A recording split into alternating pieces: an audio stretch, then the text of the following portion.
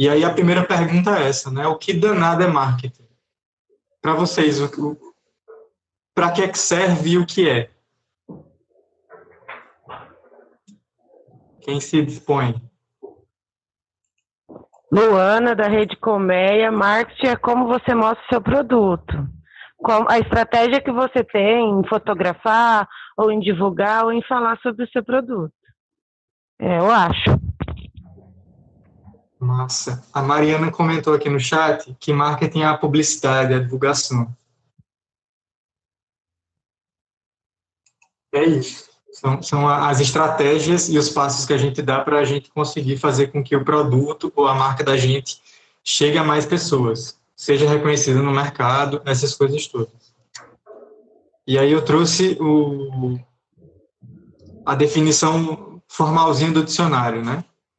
O marketing é uma estratégia empresarial de otimização de lucros por meio da adequação da produção e oferta de mercadorias ou serviços às necessidades e preferências dos consumidores, recorrendo à pesquisa de mercado, design, campanhas publicitárias, atendimentos, pós-venda, etc. Para simplificar isso, são as estratégias que a gente usa para divulgar os produtos da gente de uma forma mais otimizada. Quais os caminhos que a gente percorre para fazer com que o público conheça mais a marca da gente, que eles se apropriem do nome da marca e que a gente também, no mercado, seja respeitado. É o que o Leonardo falou antes, né? A gente trabalhou isso lá na Crateus. Na identidade visual, por exemplo, da gente estar passando por um lugar e ver a logomarca da rede e identificar que são produtos de qualidade. E essa questão do marketing, e a gente vai ver mais para frente também, ela não está ligada só à venda dos produtos, mas também dos ideais e da própria mensagem que a rede traz, porque a gente sabe que trabalhar em rede não é só vender, né? E falando de economia solidária, tem toda uma questão política e ideológica por trás disso também. E a gente vai se apropriar dessas coisas para poder contar também essas estratégias mais eficientes. Eu tomei um café agora, se eu estiver indo rápido demais, vocês avisam, tá certo? Marketing é o processo de atração, conversão e retenção de clientes por meio da geração de valor sobre um produto, serviço ou marca.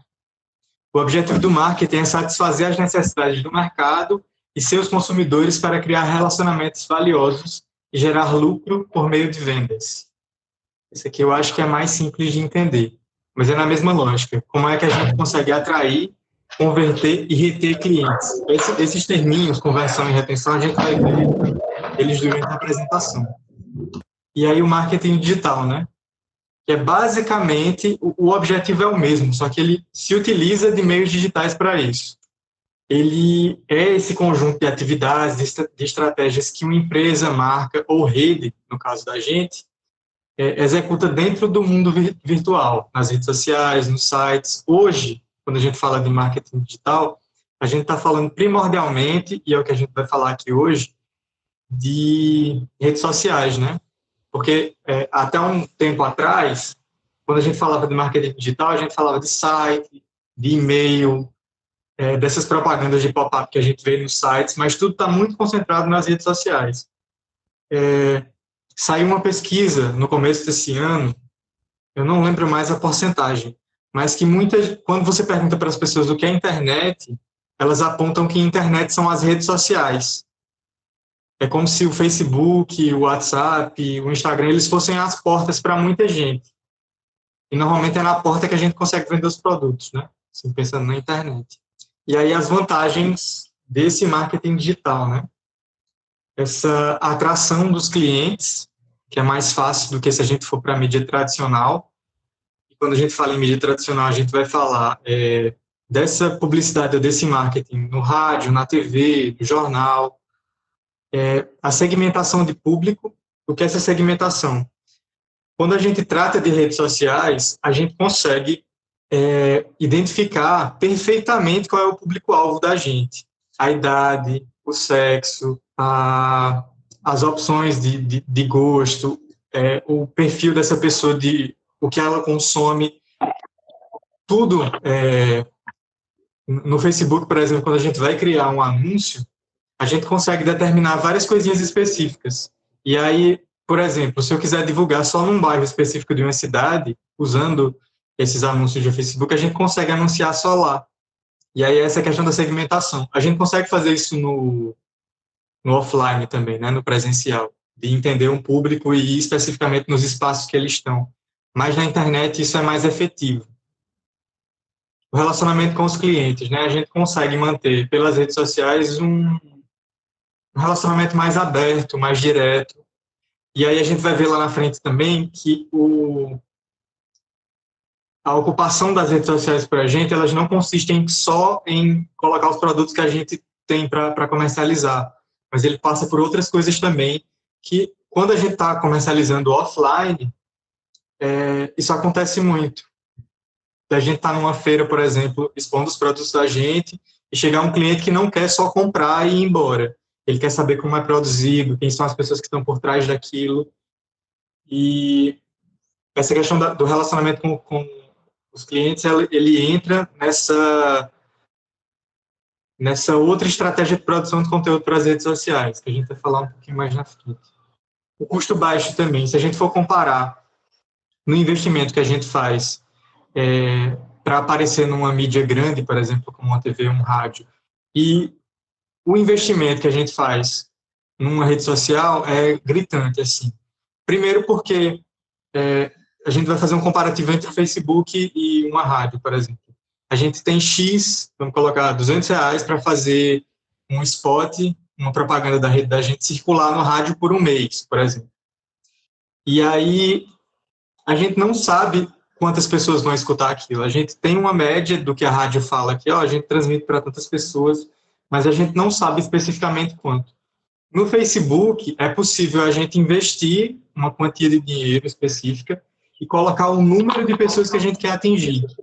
Eu quero atingir 300 pessoas. E aí o Facebook diz, beleza, você vai pagar, sei lá, R$50 e a gente vai colocar essa propaganda em 300 páginas de pessoas específicas aqui do Facebook.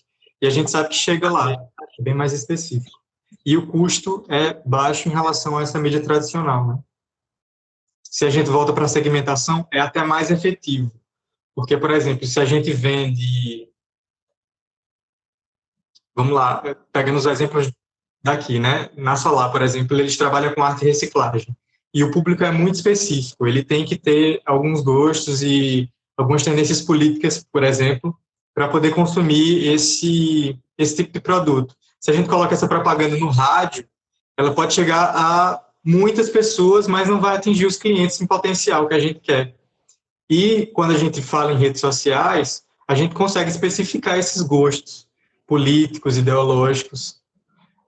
Quando a gente está usando as redes, a gente está dando dados todo o tempo porque a gente não paga para usar o Facebook ou o Instagram, por exemplo, mas a gente está dando os dados da gente. É a barganha que a gente faz.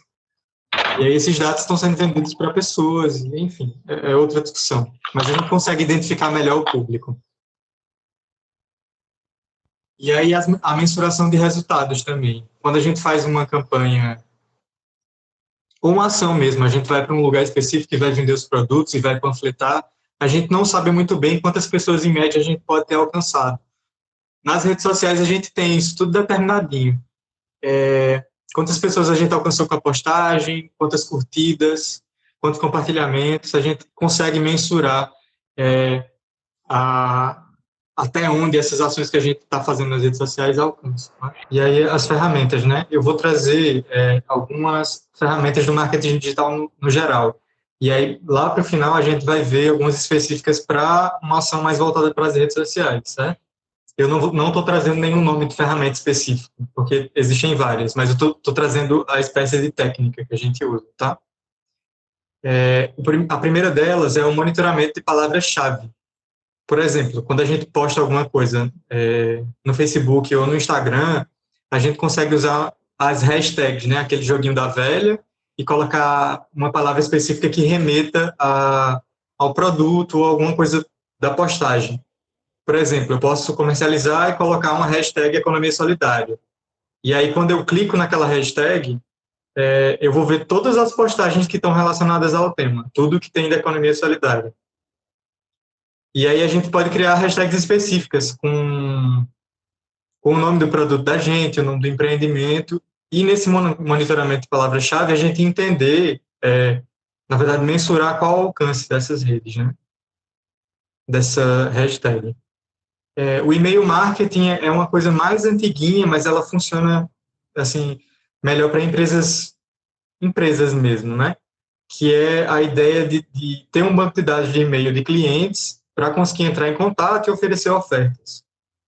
Às vezes isso é bom e às vezes isso é muito ruim, porque vira o spam, né? É como a caixa de correio da gente, que tem um momento que fica lotado de panfleto, você não lê nada, pega tudo e joga fora. Aí tem essa problemática. Os formulários, que a gente vai falar mais lá na frente, como é que a gente pode utilizar eles de maneira mais efetiva. Os formulários, eles vão funcionar para captar os dados dos clientes. E isso muito no meio virtual, assim, ele serve para a gente conseguir entender quem é o público da gente e ter esses contatos para entrar em contato depois. Normalmente, a gente consegue isso quando a gente propõe alguma espécie de troca. Por exemplo, o pessoal, eu não lembro mais a rede, mas falaram que trabalham com produtos de higiene pessoal, por exemplo. E aí, vocês podem recordar a rede para mim aqui no chat. E aí, por exemplo, vocês fazem um e-book, um livrinho de receitas, por exemplo, para ensinar como é que faz o passo a passo para fazer um dos produtos de vocês. E aí, em troca disso, vocês pedem para a pessoa preencher um formuláriozinho e quando ele termina de preencher o formulário, o e-book, o livrinho, ele vai para o e-mail da pessoa, ou ele baixa no WhatsApp dele, no celular. Com esses dados, você vai conseguir entender qual a idade do seu público, o raio, que normalmente a gente coloca lá os dados de cidade, essas coisas, tem um número para contato, entender qual a rede social que essa pessoa usa. Alguns desses formulários também perguntam como é que você chegou nesse anúncio, ou nessa publicação da gente, para entender se os próprios anúncios das redes estão funcionando, ou se é uma coisa mais orgânica, se os próprios clientes da gente estão compartilhando. Enfim, essa é a lógica dos formulários.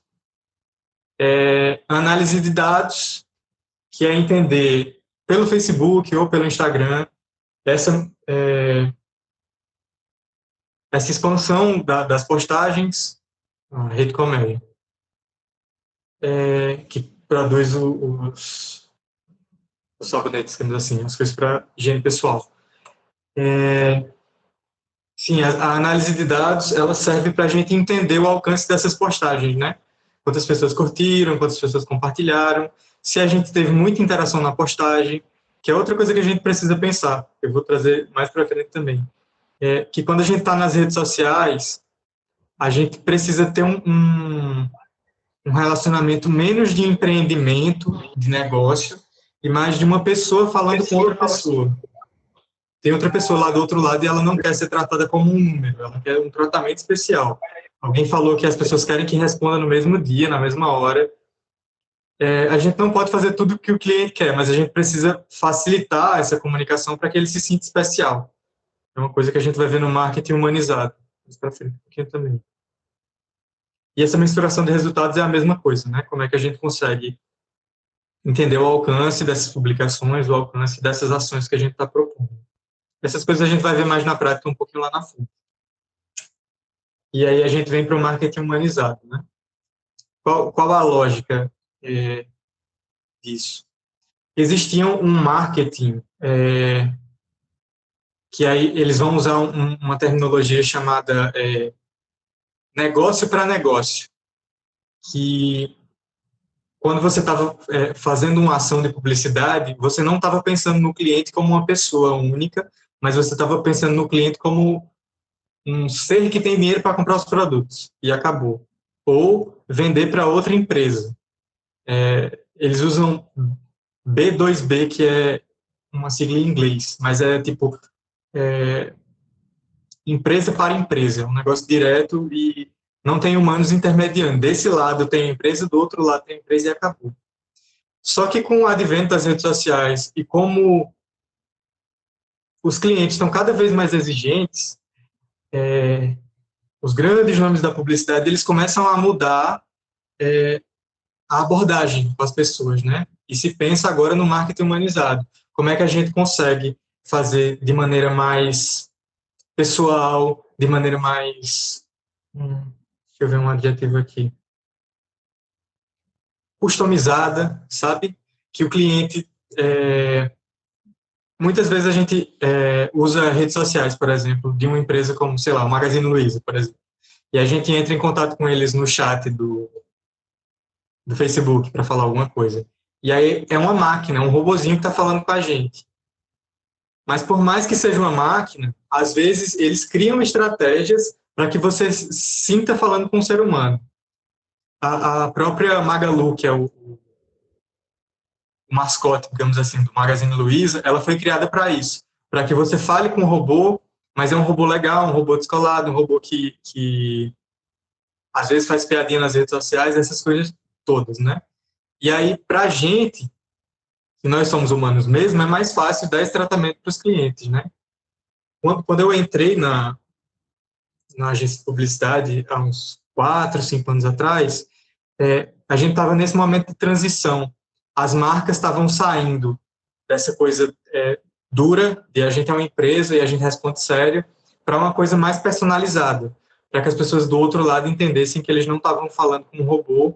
E aí, essa humanização da rede, ela perpassa desde a resposta que a gente dá no privado, quando alguém entra em contato, no próprio WhatsApp, essas coisas todas, até os próprios comentários que a gente vê nas postagens. É sempre importante, e eu acho que o pessoal que já usa redes aqui deve ter noção disso, quando você responde a pessoa num comentário no Facebook ou no Instagram, as pessoas ficam felizes de uma maneira assim, como se fosse uma coisa... E é uma coisa especial, né? Você está dando atenção para o cliente e está mostrando que o feedback dele é importante. As redes sociais, elas funcionam muito nessa coisa de resposta, né? Quanto mais um post é comentado, mais ele aparece na timeline das pessoas. E aí, essa coisa de estar mantendo contato com o cliente, ela faz com que os posts da gente, eles se multipliquem mais, alcancem mais pessoas, mas não pagando, é uma coisa orgânica. A gente está tendo auxílio dos clientes, que a gente tem fiéis lá, para fazer com que essa postagem, esse anúncio, ele chegue a mais pessoas, sem que eu precise pagar o Facebook. Na medida do possível também, porque a gente está lidando com empresas, né? Quando a gente está com uma rede social dentro do Facebook ou dentro do Instagram, a gente está como se a gente estivesse pagando uma salinha numa galeria, num shopping. E aí, para ter mais destaque, a gente precisa ajudar o dono do prédio, né? Mas a gente consegue burlar isso de algumas formas. E aí a gente vai falar desse marketing humanizado, né? Eu vou trazer o conceito aqui. Antigamente, o outro tipo de marketing era chamado de outbound, seria em inglês, que é fora da liga ou do laço. E inbound é dentro dele. A gente vai usar o marketing humanizado, que é mais fácil de lembrar. E também a gente para de usar a palavra em inglês, né? O marketing humanizado é essa metodologia, né? Uma forma de pensar os negócios que é relativamente recente. Ele está em contraste com esse marketing tradicional, né? Ele foca mais na jornada de compra do cliente, desde a sua atração até a retenção, respeitando e construindo e entendendo qual é o momento certo para a gente anunciar que a gente está vendendo, ou anunciar o produto. E aí a gente já traz um termo aqui, que é o da retenção, né? Aqui embaixo, está bem pequenininho. Retenção nada mais é do que a manutenção desse vínculo com o consumidor, do consumidor com a empresa. Por exemplo, aquele cliente fiel, que a gente sabe que em todo lugar que a gente for comercializar, a gente sabe que tem aquele cliente específico que vai lá. O pessoal que trazendo os exemplos que eu conheço também, né, daqui. O pessoal lá de Crateús, por exemplo, na feira agroecológica, eles sabem que tem professores, tem um público específico de lá, mas tem uns professores universitários que sempre vão comprar os produtos agroecológicos. Esses clientes, eles já estão retidos. Óbvio que a gente não pode esquecer deles, mas eles já estão retidos. A gente sabe que é um público fiel e eles fazem a propaganda da gente porque eles gostam do produto da gente. E essa é a questão da retenção. A gente vai falar sobre esses conceitos mais para frente. Mas daí eu trouxe esse card aqui do lado para mostrar como é a lógica desse marketing humanizado, né? Em vez de a gente empurrar o produto ou serviço, o objetivo principal é criar um valor para o negócio da gente. Não é... É interessante aqui, Agamenon, que quando a gente fala dos produtos da EPS, da Economia Popular Solidária, nós já temos uma força muito grande no produto, né? Como é que a gente pode ressaltar ainda mais esse valor do negócio, né? O cuidado ambiental, o consumo consciente, todas essas questões que a gente não precisa fazer muita força, não, né? É só descobrir e apresentar. Exato, porque a gente faz um percurso diferente das grandes marcas. Uma marca como a Coca-Cola, por exemplo, que quer humanizar os produtos dela a qualquer custo, a gente não precisa fazer esse esforço. A gente já tem o trabalho com mulheres, a gente tem a agroecologia, a gente tem todo o guarda-chuva que é a economia solidária. Mais humanizado do que o produto da gente é difícil encontrar, né? Só que a gente tem que ver como é que a gente coloca isso nas redes sociais, quais as estratégias que a gente usa. E aí, essa coisa do percurso, né, que eu coloquei aqui, focar no desenvolvimento da jornada de compra, agregar esse valor nas redes sociais. Nas redes que eu já estou assessorando, a gente já conversou um pouco sobre isso. Como é que a gente consegue contar a história dos empreendimentos, contar a história da produção desses produtos, falar das pessoas que fazem parte da rede também, porque a gente, a palavra, a gente humaniza. Não é um sabonete, um alface ou uma arte de reciclagem que foi feita por uma máquina, foi uma pessoa que se dedicou, e aí tem toda uma história por trás daquele produto. E como é que a gente conta isso nas redes? Eu fico pensando, os stories, eles ajudam muito nisso, né, Agamenon? Por exemplo, eu estou aqui vendo a Conceição na minha frente, o Grupo Pedroca, que são os jovens lá de Manaus, que fazem terço, pulseira. Então, contar a história desde a colheita dessa semente e a construção, isso agrega um valor que não tem preço. Todas as grandes empresas queriam ter esse valor e que a gente tem. Quando a gente vai ver, por exemplo, as publicidades da Natura, eles tentam muito fazer isso, né? A gente compra de coletivos e famílias que estão lá no Pará ou na Amazônia, e aí eles tentam humanizar a marca de todo jeito, contando a história dessas pessoas. Nós somos as pessoas que eles estão tentando captar para humanizar, né? Então a gente já tem uma história, a gente só precisa ver como é que a gente sistematiza isso. Quando eu trouxe essa questão da humanização de marcas para Crateús, a gente usou o exemplo do candeeiro, que é uma publicação da ASA, da Articulação do Semiárido, né? A minha primeira experiência com comunicação popular foi com eles. E é fantástico o modo como a gente consegue agregar. Eu falei como exemplo, questão do Pará. E aí, essa sistematização da ASA, o candeeiro, e aí várias... Justo, Rosana. Explora mesmo. Mas aí, quando eles vão fazer o comercial, eles falam que estão ajudando, né? O negócio da publicidade, às vezes, é fazer esse jogo também, de colocar o foco em alguma coisa e enganar, às vezes. Mas a gente está fazendo isso aqui, não. O objetivo não é esse. Mas falar sobre as sistematizações, né? Como é que a gente conta a história da família nessas sistematizações? A gente conta a história e conta uma experiência que aquela família vem desenvolvendo ao longo do tempo com a agroecologia, por exemplo, que é o foco daqui, ou com essa convivência com o semiárido, e como é que a gente agrega valor ao produto dessas pessoas, né? Quando eu participei da ASA, eu morava em Campina, e aí a gente articulava sindicatos em volta de Campina Grande, eram 14 sindicatos, e a gente tinha feira agroecológica em quase todos os municípios. E quase toda feira que a gente ia, os agricultores que tinham suas experiências sistematizadas, eles levavam o boletim com muito orgulho para mostrar para as pessoas e para os clientes que já conheciam a história porque a gente sabe que na feira as pessoas conversam e todos os ambientes, né? Mas na feira é muito interessante essa dinâmica. E aí, mostrar para os clientes essa experiência sistematizada era muito bonito, assim, de não ser mais só a fala do agricultor ali, né? Mas tem um papel, alguma coisa física com fotos e descrevendo como é que é a produção. E a gente consegue fazer isso muito fácil nas redes sociais também, com os stories, como a Gilda falou, em publicações mesmo, na linha do tempo, e eu pensando aqui no Instagram, por exemplo, a gente mostrar todos os processos, isso que a Gilda falou, desde pegar a semente lá, até fazer o colar, o texto, essas coisas todas. Deu para entender, assim, o que é esse marketing humanizado para a gente passar? Gilda, se eu estiver falando demais, você avisa, que eu tomei um café aqui, eu estou ligeiro.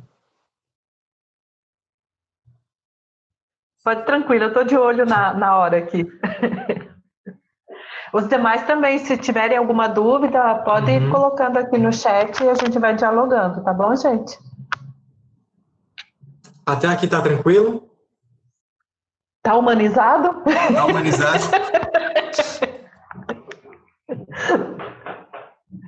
Pode tocar.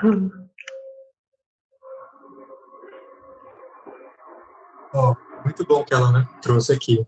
Que a irmã Lutz ensinou, né, que a melhor forma de fazer a propaganda do nosso produto e da nossa rede é com o testemunho da nossa produção. A irmã Lutz estava falando de marketing humanizado já. Tem outro nome que ela pode ter dado, mas era isso. É exatamente isso. Como é que a gente conta a história da gente, esse testemunho. Bora tocar. E aí eu trouxe os dois tipos de marketing, né? Esse outbound, que é alguma coisa que ainda é usada pela mídia tradicional, mas ela está caindo em desuso por essa migração para a humanização. E esse que está no rosa é o marketing antigo e esse aqui é o novo, certo? O humanizado. A gente tem aqui o uso da comunicação como processo exclusivo da empresa e em contrapartida no marketing humanizado, né? Essa comunicação, um processo bilateral entre a empresa e o cliente.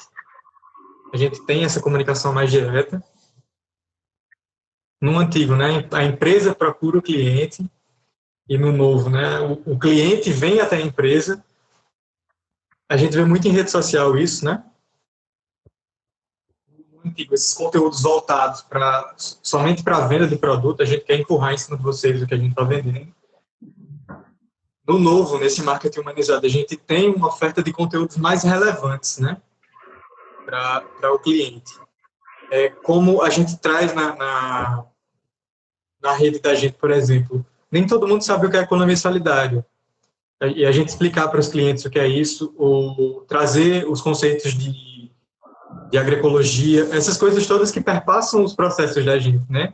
Feira comercializando, às vezes a gente toca porque o cliente pergunta, mas a gente pode abordar isso de maneira mais concreta nas redes para agregar valor ao produto, né? A gente está conversando tudo em torno dessa questão, de agregar valor ao produto com os testemunhos, com a história da gente. Aí, sem geração de real valor para a marca, né, a gente já tem uma marca estabelecida quando a gente vai com esse marketing antigo, e essa nova, ela dá valor, né, vê valor no serviço, ela agrega esse valor para o cliente ter uma relação mais íntima com a gente. E o antigo, essa venda por insistência, e esse novo, é a venda pela geração de interesse no cliente, pelo produto, né. Essa venda por insistência, eu gosto muito de lembrar daquela propaganda da Jequiti que tinha no SBT. Eu não sei se passa ainda, mas você estava assistindo algum programa lá e aparecia na frente, Jequiti, você tomava um susto.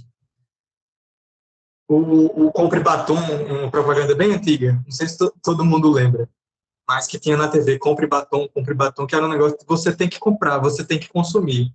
E a gente não está tentando fazer isso, as próprias marcas pararam de fazer isso, né? Eu estava lendo uns exemplos hoje para trazer para vocês, e uma marca que vende tênis, por exemplo, a Nike, por exemplo, quando a gente vai nas redes sociais deles, eles não vão só vender tênis, eles vão falar sobre exercício físico, as vantagens disso, como é que a gente consegue usar tênis específicos para cada atividade. Eles vão vender o produto, mas eles vão vender meio que a vontade de usar também, né? Eu preciso me exercitar. Mas aí você olha só vendendo tênis, aí ele traz um post só falando das vantagens para a sua saúde, como melhora o seu humor, como vai melhorar a circulação do sangue, como você vai dormir bem se você fizer exercício. São todas essas coisas que a gente agrega ao produto, né? E aí, como é que a gente humaniza essa rede também, né? Uma das meninas, eu acho que foi a Conceição que falou, que ela já conhece quem é o público, né? Pelas redes sociais. A gente tem uma noção de quem é o público da gente quando a gente está comercializando, de saber quem são, normalmente, o perfil do público que a gente tem. Nas redes sociais a gente consegue, depois de um tempo, depois que a gente começa a usar com uma certa frequência, o próprio Facebook ou o próprio Instagram, eles dão um relatório para a gente, falando da idade, os gostos, normalmente a região que essas pessoas moram. E aí essas perguntas eu trouxe para vocês, né, para que a gente consiga trazer, responder e instigar a gente. Vocês conhecem o público com quem vocês estão falando? E isso pensando nas redes que já têm redes sociais, certo? Os empreendimentos também. E vocês entendem bem quais os serviços que vocês estão oferecendo? Porque a gente, tratando de rede, a gente... É bem complexo isso, né? Porque a gente pega a rede Mandioca, por exemplo. Estou trazendo só os exemplos do lado de cá. Ou a própria rede Balaio. Tem uma imensidão de empreendimentos. Tem um monte de área diferente. E quem estiver à frente dessa rede social, e aí a gente espera que algumas pessoas dividam isso, porque é muita coisa, né? Elas têm que entender como é que a rede toda funciona, né? Quais os serviços que a gente presta, como é que a gente consegue atender as pessoas da melhor forma possível. E quando a gente trabalha em rede, isso é mais fácil, né? Porque a gente está sempre ligado nos outros empreendimentos e conversando. Tem um termo que a dona Antonieta usa que é bem bonito, que é quando fazem feiras de troca de saberes e sabores. Que é isso, né? Como é que a gente faz essa troca de experiências e como isso vai refletir também nas pessoas que vão gerenciar as redes sociais da gente e conhecer. Teve uma última pergunta que eu não fiz, né? Que perguntando para vocês se vocês sabem quem é a persona da marca. E aí essa persona é uma coisa muito importante para a gente. É o que eu falei agorinha, de a persona ser diferente do que é o público-alvo. A persona é essa representação do cliente ideal, né? É uma forma mais humanizada e personalizada dessa figura que seria o cliente. E ela vai se basear em dados reais. E a gente nas redes sociais, como as meninas falaram, a gente consegue determinar coisas muito específicas, como sexo, idade, a religião. Mas a gente, no offline também, a gente consegue, como o Arthur lá da Solar, consegue determinar quem é essa persona da rede, né? A gente vai ter como norte para a construção dessa persona essas motivações, objetivos, preocupações, sentimentos, todas essas coisas. A gente cria uma espécie de personagem que seria esse cliente ideal, né? E, ao mesmo tempo, a gente se utiliza dessa persona para ser a voz da nossa marca ou do nosso empreendimento nas redes sociais. Como? Trazendo o exemplo da Magalu de novo. Quando a gente entra em contato com as redes deles, por mais que sejam 400, 500 atendentes diferentes, a gente acha que a gente está falando com a Magalu, porque essa persona ela foi determinada, né? Quando eles criaram o personagem lá, eles determinaram a idade dela, o sexo, se ela era uma pessoa mais extrovertida ou introvertida, quais os assuntos que ela abordaria, e várias marcas estão fazendo isso também.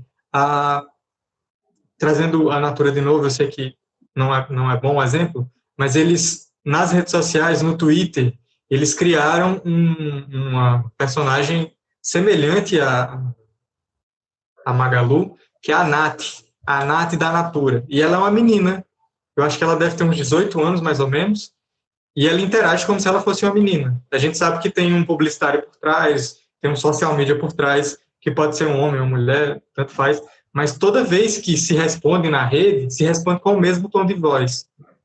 Os clientes, eles não precisam entender quem é a persona, né? A gente não precisa explicar para o cliente, olha, a persona da gente é essa. Mas quando eles interagem com a gente nas redes sociais, é interessante que a gente sempre mantenha o mesmo tom. E a gente constrói essa persona junto com a rede, né? Junto com o empreendimento, de entender quem é esse cliente potencial e como é que a gente usa essa voz desse cliente para interagir com ele. Tem uma coisa muito interessante de linguagem corporal, para fazer um comparativo, que é quando a gente está conversando com alguma pessoa, se a pessoa está de braço cruzado, a gente consegue identificar que ela está fechada para ideias, ou alguma coisa do tipo. E quando são truquezinhos bestas, quando a gente iguala a postura da gente a outra pessoa, inconscientemente a pessoa fica mais confiante no que você está falando. Ela não sabe por quê, mas a postura ajuda muito. E o tom de voz que a gente usa na persona, ela ajuda também. É como se esse cliente em potencial, ele estivesse conversando com alguém que entende os anseios dele, que entende o que ele precisa, e aí a gente facilita essa comunicação. A gente muitas vezes faz isso sem querer, mas aí tem os teóricos que já conseguiram colocar dessa forma. A gente vai passar uma atividadezinha para a gente criar a persona da rede da gente, mas no final. E aí, essa regrinha aqui, ela é muito importante para as redes sociais, o 80-20. Ela é a ideia que a gente precisa direcionar a comunicação da gente nas redes sociais da seguinte maneira, que 80% do conteúdo que a gente cria e posta lá, ele deve falar para o cliente de assuntos interessantes, tirar dúvidas, trazer esclarecimentos, trazer aquelas coisas que a gente falou, de falar da economia solidária, de falar do trabalho com mulheres, de outras questões. E só 20% do que a gente posta nas redes é negócio. É a gente oferecendo produto, é a gente falando que a gente presta tal serviço. Como é que isso aqui funciona para o cliente, né? Para a gente pode dizer, não, mas eu quero só vender, eu quero chegar lá e vender. Não funciona assim nas redes sociais, porque a gente precisa reter esse cliente. A gente precisa fazer com que esse cliente em potencial, né, que ele não consumiu ainda, precisa fazer com que ele fique acompanhando a rede social da gente. Se a gente só bombardeia ele com produto, ele não vai achar interessante, não. Eu, pessoalmente, eu acho que um perfil, ou ficar no WhatsApp de algum espaço, por exemplo, e ficar só recebendo oferta de produto, eu não quero, não. Porque se eu quiser procurar o serviço, eu vou lá na página dele e tem lá o serviço. Eu não quero ser bombardeado com isso. Mas se ele trouxer assuntos relevantes, dúvidas, o exemplo que eu trouxe da Nike, que vai trazer dicas de saúde, como esses exercícios físicos podem ajudar a gente, e aí, transpondo para cá, como é que os produtos agroecológicos ajudam no bem-estar da gente, como a gente comprar um produto que é desenvolvido a partir da arte e reciclagem, que é o conceito lá do pessoal de Pernambuco, que é juntar essas duas coisas, a arte e a reciclagem, como é que você trabalha socialmente e ajuda o meio ambiente, essas coisas todas. E aí é isso, quando a gente for pensar em redes sociais, anotem aí quem está anotando, pensar nessa formulazinha do 80-20. 80% de outros conteúdos que tenham a ver com a rede da gente, que tenham a ver com os produtos da gente, e apenas esses 20% a gente coloca os produtos. A gente vende nessa forma mais direta. E aí, um destaque aqui, né? O foco do marketing digital deve ser a geração de interesse. A gente não pode interromper o fluxo daquilo em que as pessoas estão interessadas. Mas a gente deve ser aquilo que as interessa. Sabe? A gente a gente cria uma comunicação na rede, trazendo algumas coisas, e do nada a gente oferece o produto. A gente quebra um fluxo de comunicação que está fluindo de maneira muito natural. E a gente quer fazer essa comercialização de forma natural também. Tem uma coisa, eu saí esse final de semana para ir no Mercadão que tem aqui em Fortaleza. E aí uma coisa que eu achei muito interessante é que a gente entrava nas barracas e não chegava alguém colado na gente para dizer, posso ajudar? Deixava a gente bem à vontade. E aí, quando a gente perguntava, eles respondiam, mas não estavam lá querendo oferecer o produto, como se a gente fosse obrigado a estar ali se a gente comprar. Se a gente não comprar, a gente não é bem-vindo no estabelecimento. E aí, nas redes sociais, a gente tem que pensar nessa lógica também, de deixar um espaço confortável para que as pessoas interajam, para que eles aprendam alguma coisa lá também, né? Eu estou correndo para dar tempo de ver tudo, certo? E aí a gente traz essa questão do marketing de conteúdo, que está dentro do marketing humanizado, né? Como é que a gente trabalha esse marketing humanizado. E aí, construindo esse percurso, né? A gente precisa construir, e a gente vai ver daqui a pouco, uma espécie de funil que vai fazer com que o cliente chegue até a compra. É como se a gente estivesse induzindo ele para comprar sem falar para ele comprar. A gente vai meio que guiando ele por esse caminho e apresentando as vantagens dessas outras coisas que os produtos da gente têm de verdade, até que ele... E aí é o negócio da psicologia, a gente está oferecendo o produto sem que ele entenda, às vezes, e a gente está instigando que ele compre. Só que ele acha que ele chegou naquela conclusão sozinho. O marketing faz muito isso. Quando a gente entra numa lanchonete, por exemplo, e as paredes lá são amarelas ou vermelhas, aquelas cores induzem que a gente tenha fome. Tem muitas coisas assim de psicologia de cores. Em ambientes específicos, tem cores específicas nas paredes que induzem que a gente tenha sensações específicas. Fome, vontade de dormir, enfim, várias coisas. Às vezes a gente pinta uma parede da casa da gente e fica estranho o ambiente, porque está induzindo alguma coisa que a gente não consegue entender muito bem.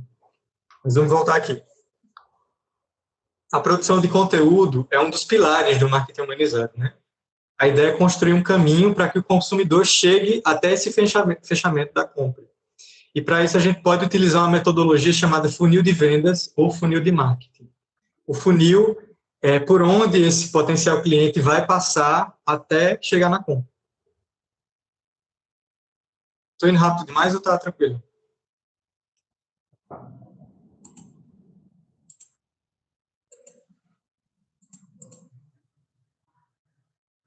Beleza. Bom. E aí esse é o funil, certo? Ele tem 5 etapazinhas básicas. E aí eu vou disponibilizar esse slide para a agenda para ela mandar para vocês também. Mas é basicamente atrair, converter, relacionar, vender e analisar. A gente vai ver cada passo desse funil. É como se a gente estivesse empurrando ele para a ponta, né? O cliente, esse cliente em potencial. E atrair, né? O foco é desenvolver esse interesse do cliente para esses canais digitais da gente, das redes sociais. E, de modo geral, a ideia é movimentar e gerar fluxo nas redes. Essas outras questões que eu falei, como é que a gente traz outras informações para que esse cliente se sinta à vontade no ambiente lá. É como se a gente tivesse um ponto físico e aí a gente disponibilizasse, por exemplo, uma mesinha, um café, são aquelas coisinhas de fazer o cliente ficar à vontade no ambiente, né? E a gente consegue fazer isso nas redes sociais também. O resultado dessa primeira etapa do funil é essa, né? Os visitantes. A gente vai fazer com que pessoas estejam na página da gente comentando. Quanto mais eles comentam, mais alcance tem as redes da gente. Converter, né? A conversão é essa tentativa de transformação de um visitante em lead. Eu já explico o que é lead, né? Por meio de uma conversão. O foco é capturar essas informações dos visitantes oferecendo algo em troca. Por exemplo, e explicar o que é o lead aqui, né? O lead é um usuário que está ao alcance da empresa, né? Independente do canal digital onde ele esteja conectado. O lead é aquele cliente em potencial que a gente arranja, e eu falei lá atrás, né? Com os formulários, por exemplo. A gente oferecer um livro de receitas, por exemplo, para o cliente, desde que ele deixe os dados com a gente. A gente manda um formuláriozinho para ele, no Google Forms, bem simples, para ele dizer lá o nome dele, a idade, para a gente entender mais ou menos qual é o público da gente. A conversão é isso, é a gente converter esse visitante né? Transformar esse visitante num lead, nessa espécie de dado para a gente, né? A gente não precisa fazer essas coisas tão complicadas assim. A gente pode fazer postagens no Facebook ou no Instagram ou até no próprio WhatsApp da gente, perguntando alguma coisa específica. Se a gente está na feira agroecológica, por exemplo, a gente tira uma foto de um dos produtos que a gente está levando para a feira e pergunta, por exemplo, quais são as verduras que eles mais gostam. Ou Dona Antonieta faz polpas de fruta. Eu nem sei se Dona Antonieta está aqui ainda. Mas ela produz polpas de fruta. E a gente tira uma foto da polpa e coloca lá. Quais as polpas que vocês preferem? O público vai responder, né? E aí, nessa, a gente já está obtendo os dados. Se tem muita gente que fala que gosta da polpa do maracujá, Dona Antonieta já se liga que precisa produzir mais ela. Ela já pode ter essa noção na venda, né? Mas ela está tendo a confirmação com as pessoas respondendo. E é isso o lead. É esse cliente que a gente transforma em dado. Ou a gente consegue captar alguma coisa. É o segundo ponto, conversão, né? Atração, conversão. Eu esqueci de trocar o dado ali em cima. Sim.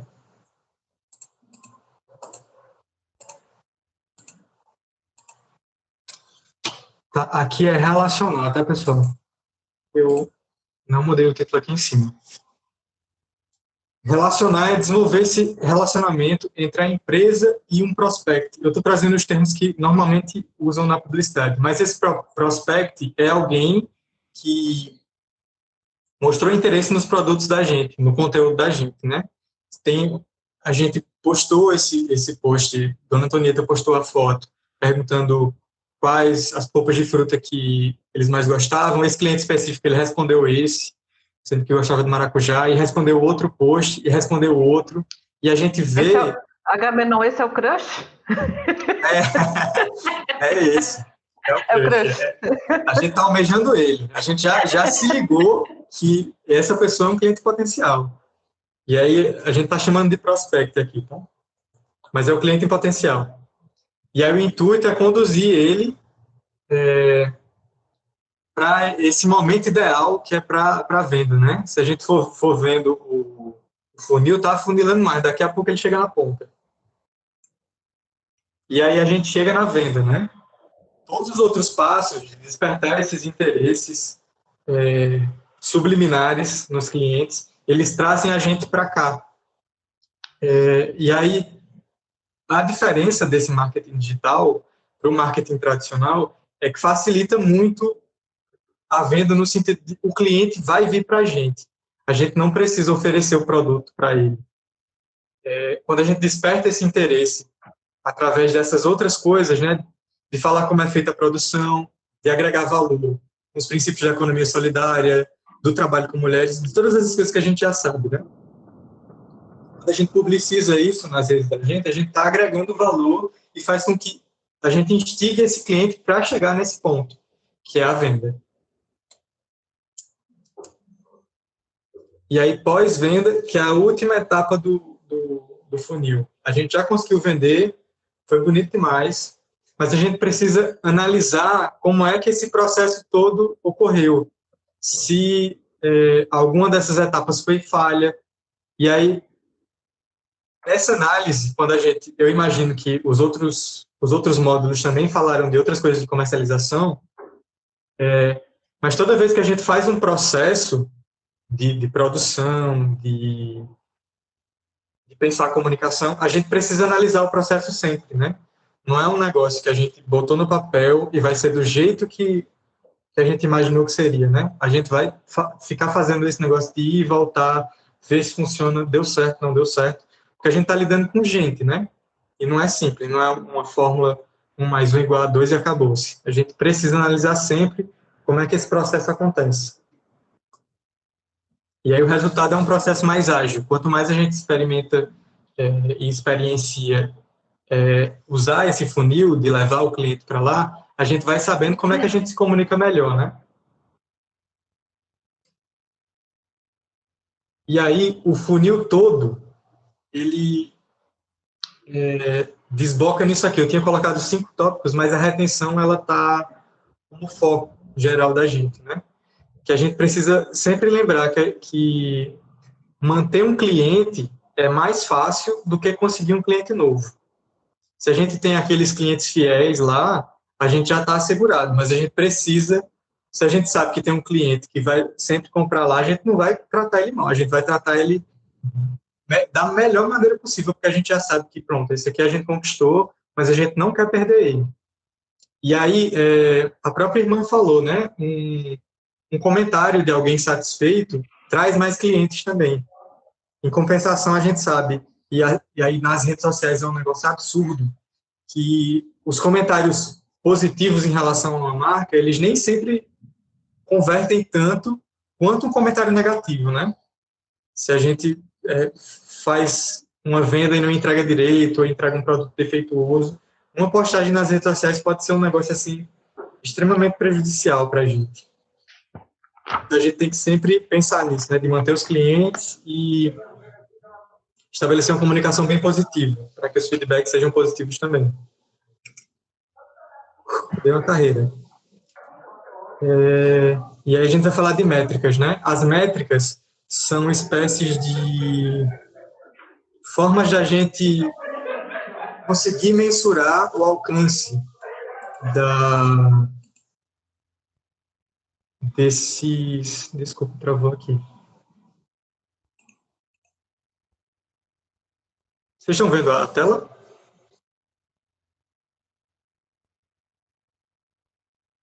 Ui. Tá aparecendo a Gamenon aqui. Certo. Foi só aqui. Daqui a pouco destrava. As métricas, elas servem para a gente conseguir mensurar até que ponto essas ações a gente chega. E aí algumas delas, né? O custo de aquisição de clientes, o tempo de retorno de investimento, taxa de conversão, leads geradas e custo por lead. Essas coisas aqui a gente vai ver também com os companheiros de comercialização. Porque, por exemplo, esse tempo de retorno de investimento, a gente sabe que quando a gente está num negócio, e são termos capitalistas, mas a gente vive num sistema assim, a gente precisa se apropriar desses termos, né? A gente investe alguma coisa nos produtos e a gente sabe que a gente vai demorar um tempinho para ter o retorno deles, né? E funciona do mesmo jeito com a comunicação. Quanto a gente investiu nessa comunicação e quanto tempo a gente calcula para que a gente tenha o retorno disso, né? É esse primeiro tópico, o custo de aquisição de clientes. Se a gente investiu determinada quantia nas redes sociais, a gente consegue mensurar quantas pessoas a gente alcançou lá e pelas compras que vão vir depois desse impulsionamento, por exemplo, de uma postagem que a gente faz no Instagram, no Facebook, a gente consegue calcular quantas pessoas retornaram. E aí a gente consegue calcular o custo que a gente teve para ter clientes novos, né? A taxa de conversão é basicamente a mesma coisa, assim. Só que ela funciona não só em relação a essas postagens impulsionadas. Ela funciona também em como a gente, fazendo uma postagem que não necessariamente tem a ver com os produtos da gente, não está vendendo diretamente, mas como ela converte, como a gente enxerga nos dados lá do Facebook, quantas pessoas comentaram, quantas pessoas compartilharam a postagem, como a gente conseguiu converter isso em clientes também, ou os prospectos, né, esses crushes que a gente tem do negócio, esses clientes em potencial. As leads geradas, o lead, nesse sentido aqui, é aquele cliente que a gente transformou em dado, né? Como uma postagem perguntando quais as roupas que as pessoas gostam, quantas pessoas a gente viu que responderam, as respostas foram suficientes. A gente pode tentar uma estratégia nova para tentar conseguir esses dados de maneira diferente. Aí são essas coisas também. Como é que a gente calcula essa expansão, né? E o custo por lead. Quando a gente paga, por exemplo, para ter... Voltando ao livro de receita, a gente pagou para que alguém construísse o livrinho de receita da gente, para a gente colocar nas redes sociais. Tranquilo, Léo. Obrigado aí. Desculpa aí estender também. Está terminando. E a gente paga, por exemplo, para um designer fazer essa publicação e a gente vai colocar ele nas redes sociais. Foi um custo que a gente teve.